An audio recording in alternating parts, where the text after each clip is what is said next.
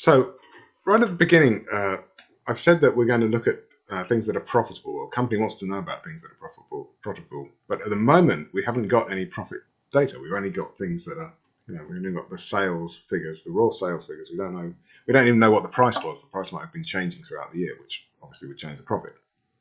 So we're going to need a bit more data. So far, we've looked at comparisons between time series where the common index values are the dates. But we could look at correlations between other things. So the common index values could be the products themselves, and then we can check correlations between price and profit and sales and marketing if we have the data. Fortunately, we do have the data. So there's another three spreadsheets, or three CSV files anyway, that you can read in. So there's marketing, which is per product marketing. So that's just a small, very small, they're all very small data sets, very small CSV files. So that's just giving you a price, the amount of money that they spend on marketing per product. So not very much data, because it's only like 25 values, right? The price per unit, that's how much they sell them for, and the profit per unit, which is how much they get back. Okay, and with that extra data, if we want to do some comparisons, what we have to do is create a different data frame. So we're used to working with the daily data. We need a different data which has got essentially got the index is going to be in this case the products, and then we can do scatter plots and comparisons, correlations in this summary data. So here's some code that will construct a data frame. So previously, the data frame we used was just the daily sales data that we just read in from a file. This is slightly different in the sense that we're constructing a data frame, and we're constructing it in several different ways. So if you look at it, I think there's 1, 2, 3, 4, 5 columns: price, profit, sales, marketing, cost. Okay. It's going to contain 5 columns. So those 5 columns are price, profit, sales, marketing, cost, and it's going to contain 25 rows. So it's much smaller data frame than the previous one. And the price, that's the retail price that the customer pays, and that's from between £8 and 49. So that's read in from that price per unit spreadsheet.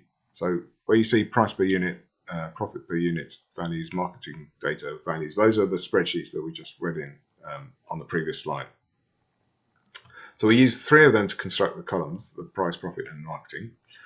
The profit is the amount of profit per unit, so that's how much the company gets from the price. So if the price is £8 and the profit is £1, then it costs the company £7 to buy the product, and they get £1 of profit when they sell it. £7 to buy and import and whatever they have to do, distribute. Sales. This is just the sum of total sales over the year calculated from the daily sales data. So that one, we've already got the data. We're just compiling that into another column of this data frame. Marketing, as I said, that comes from a spreadsheet, or a CSV file rather, and that's the total marketing budget for this product. So it's expressed as generally thousands of pounds over the year. And then finally, we can calculate the cost, which is the cost per unit that the company has to pay to get the units in. So it's just, you take the price and you subtract the profit, and that gives you a cost. Or thinking about it vice versa, the profit is the price minus the cost. Okay, so whatever data you've got, you can sometimes derive other data from it. And in this case, we're going to derive the cost from the price and profit values. So actually, just going back before I finish this slide, this is more common than our original examples. So our original examples, we read in a data frame from a CSV file, a single CSV file. That's really handy to be able to do that, but actually sometimes we have to do this bit of data manipulation, and that's what we're doing here. We're constructing this data frame, the summary data frame. We're building up the 5 columns. Some of it's read in directly from file, Some of it is created by adding the all the rows of another data set, so the daily sales, and the third one is derived by, the cost is derived by taking two of these columns and subtracting one from the other. So this is a bit more common in terms of building up a data frame. You sometimes have to do this manipulation beforehand before you do the visualization. Okay, once we've done that, we can then do some scatter plots. So, for example, we could see marketing versus sales. Is the amount of marketing generating the sales? If marketing was generating sales, you'd expect them to be correlated. So the more marketing you put into a product, the more sales you get. And there's the code. We're just taking the summary data, the marketing column, and the summary data sales column. We do a scatter plot. Just change the titles and things, but basically we're just doing that scatter plot like we did at the beginning, but from two columns of our data set. And you can see there's not very much correlation there. They're widely scattered. There's a sort of line up the middle here, but they're not really correlated at all. We can even measure that with a heat map. Okay, so it doesn't look like the marketing budget is based on total sales, or conversely, it doesn't look like the total sales are based on the amount of marketing that's done. So people, for example, look at this dot over here. We don't know which product that is, but this dot has got huge sales. I think it's probably L, isn't it? There's an A and F at the top, really big ones, and then L is not so big. Looks like it's got huge sales, but almost no marketing. So it's not the marketing that's generating the sales necessarily. And there's no, as I was saying, there's no real evidence of correlation based on the scatter plot. We can do a summary from that summary data. We can do a heat map. So same thing again, except now the correlation core is calculated from the summary data. And there you can see there's only one real strong correlation, which is between price and cost.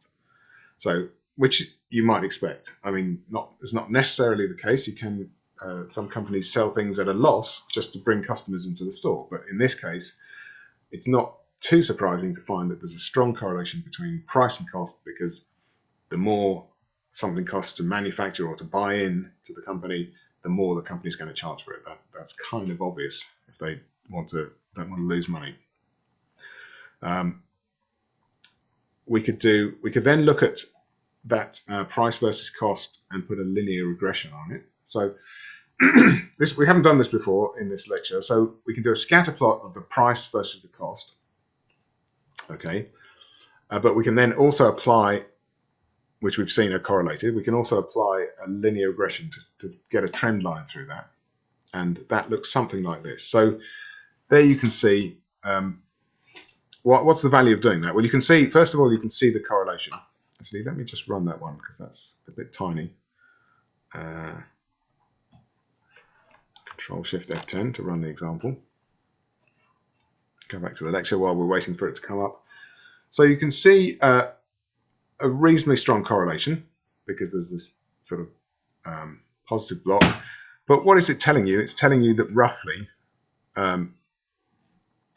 if the price is 40, then the cost is about 30. So you can draw up to this line, and that will give you a sort of rough price versus cost. The price is 10, the cost is roughly going to be whatever that is. Or put it another way, if the cost is 10, then the price is going to be about 20. It's not saying that's what it should be, it's saying that's what it is according to the company. There's some values where it's less and some where it's more. So this linear regression, it's just using the code from last week, which we used to do the trend lines, and that shows the sort of average price versus cost. Strictly speaking, I've used the variable called the variable trend. It's not really a trend line, it's just a linear regression of that data. Okay, I think I'm going to stop this video here, and then we'll look at segmenting the data a bit further to do more investigation.